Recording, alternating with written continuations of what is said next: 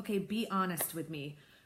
Do you feel like a fraud when you think about putting yourself out there for publicity, for guest blogs on major outlets like Forbes and Fast Company and TV appearances and speaking gigs and interviews on big podcasts? Are you stopping and not pitching yourself because you still feel a little bit like a fraud, like you don't know enough, like you haven't been in business long enough, or you haven't made enough money? I am Christy Dosh, president and publicist at Guide My Brand. And one of the number one things I hear from people, particularly women, when they come to me and talk to me about publicity is that they don't feel like they're ready, or that they feel like a fraud. They don't know who would want to hear what they have to say. They don't know if they know enough to say anything, and it's holding them back from pitching themselves and getting this free publicity that can really skyrocket their business. And in every single instance where someone has told me about this hesitation, it's been completely unwarranted from my point of view. Now, I'm not saying that you can't feel like that and that I don't understand, because I've certainly felt like that before. When I was first asked to write for Forbes and the first few times I did radio and podcast interviews, I remember thinking, like, who wants to hear from this like little girl who's going to come on and talk about legal issues in sports? And for me too, it was stepping into an all male space and coming on as this expert on the business of sports, and knowing that there were going to be these male sports fans who were going to want to take shots at me just because I was a female. So I definitely had concerns that were warranted. And so I'm not saying that your concerns aren't warranted. However, I want to help you reframe the way that you think about it, okay? The reason you feel like a fraud and the reason you're so worried about putting yourself out there for publicity most of the time is that you are afraid you don't know enough. You haven't been in business long enough. You don't have the right degrees or the right accolades. You're worried about people asking you things you don't know the answer to, or you're worried about people watching your speech or reading your blog and thinking, well, I know more than her, okay? That's the wrong way to look at it, okay? Publicity is not about being the foremost expert on your subject. Now, do you need to credential yourself and prove to the editor or the producer or the podcast host or whoever it is that you're pitching that you have value to add to their audience? Absolutely. But that doesn't mean that you have to be the world's foremost expert on the topic. If you've ever listened to me before, you know I preach that you are an expert on your own experience. So it's all about sharing what you've learned and what you've done to get where you are, whether that's personally or professionally.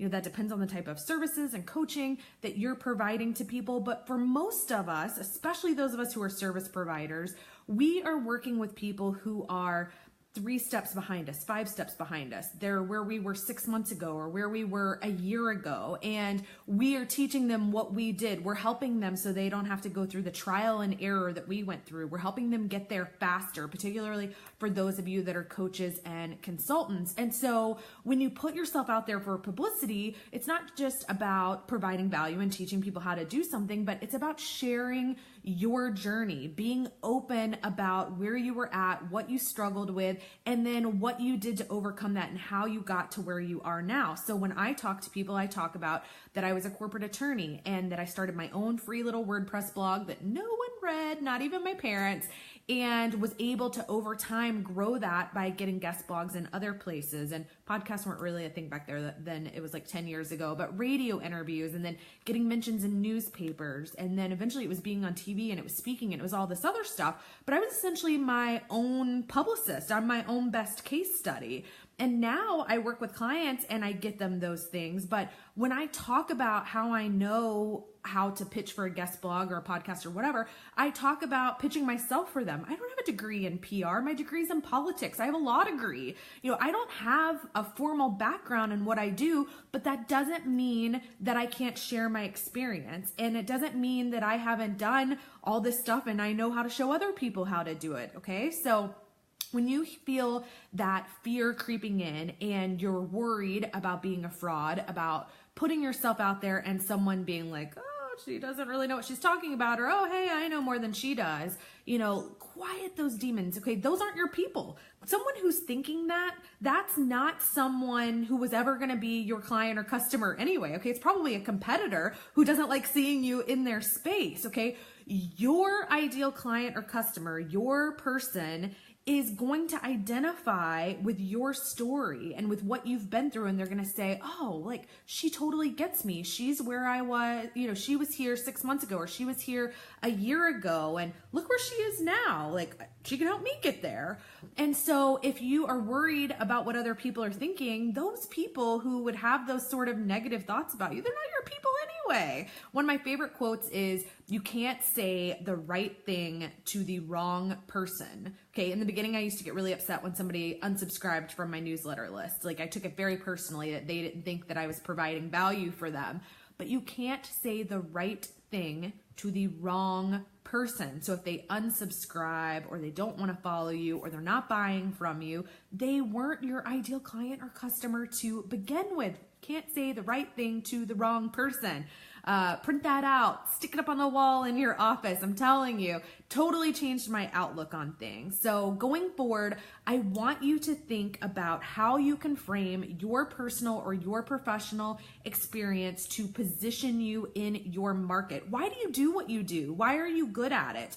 Most of you do what you do because you saw some transformation in your personal or professional life, and you're so excited about where that's gotten you that you want to help other people get there too. And that's awesome. It's my favorite kind of people to work with. Just remember, the people that you want to work with, they're going to think that's awesome too when you get out there and you start sharing your story. You share the struggles that you had, how you overcame it, and show them that you can help them overcome those same struggles and to get there faster without all the trial and error. I promise, when you start reframing it like that, and you think about the fact that when you're not getting publicity and you're not putting yourself out there, all those people out there who need you, who are stuck, who are struggling, who need someone just like you. Either they need to know that someone else has been there too, or they need the actual steps to get through whatever they're struggling with.